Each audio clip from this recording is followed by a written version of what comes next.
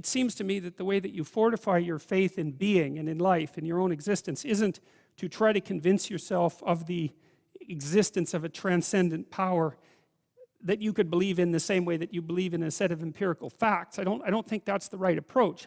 I think it's a weak approach, actually. I don't think that the cognitive technology, I don't think that's the right cognitive technology for that set of problems. You know, that's more a technology that you'd use if you were trying to solve a scientific problem. It's more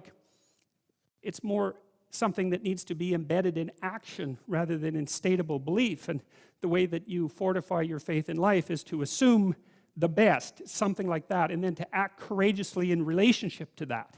And that's tantamount to expressing your faith in the highest possible good. It's tantamount to expressing your faith in God.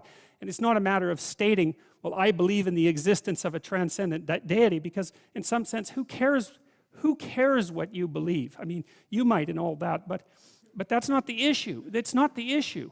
The issue, it seems to me, is how you act. And I was thinking about this intensely when I was thinking about Nietzsche and Dostoevsky, because of course you know that Nietzsche was the philosopher who announced the death of God, right? And who was a great, great critic of Christianity, a vicious critic of institutional Christianity, in the best sense, you know. And he announced the death of God, and he said that we'd never find enough water to wash away the blood. It wasn't a triumphant proclamation, even though it's often read that way. And Nietzsche's conclusion from the death of God, the fact that our ethical systems were going to collapse when the foundation was pulled out from underneath them, he believed that human beings would have to find their own values, to create their own values. And there's a problem with that, because it doesn't seem, this is something Carl Jung was very thorough in investigating, it doesn't really look like people are capable of creating their own values, because you're not really capable of molding yourself just any old way you want to be. Like, you have a nature that you have to contend with. And so it isn't a matter of creating our own values, because we don't have that capacity. It might be a matter of rediscovering those values, which is what Jung was attempting to do.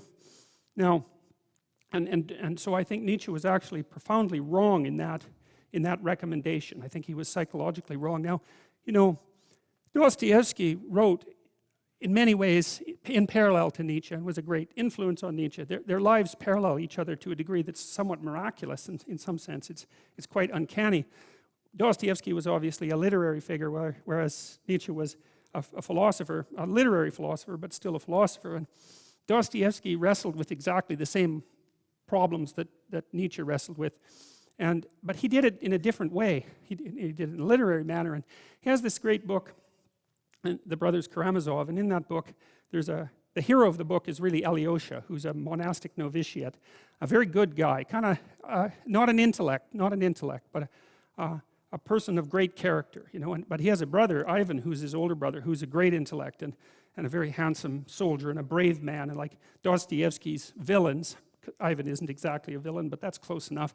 Dostoevsky makes his villains extraordinarily powerful. So if Dostoevsky's trying to work out an argument, he clothes the argument in the flesh of one of his characters, and if it's an argument he doesn't agree with, then he makes that character as strong as he possibly can, as strong and as attractive and intelligent as he possibly can, and then he lets him just have at her. And so Ivan is constantly attacking Alyosha, and from every direction trying to knock him off his perch of faith, let's say. And Alyosha can't address a single one of Ivan's criticisms. And he doesn't have the intellect for it, and Ivan has a devastating intellect. It's devastating to himself as well. But what happens in The Brothers Karamazov, essentially, is that Alyosha continues to act out his commitment to the good, let's say, and in that manner he's triumphant. It doesn't matter that he loses the arguments, because the arguments aren't exactly the point. The arguments in some sense are a side issue, because the issue is, and this is the existential issue, the issue is not what you believe as if it's a set of facts, but how you conduct yourself in the world.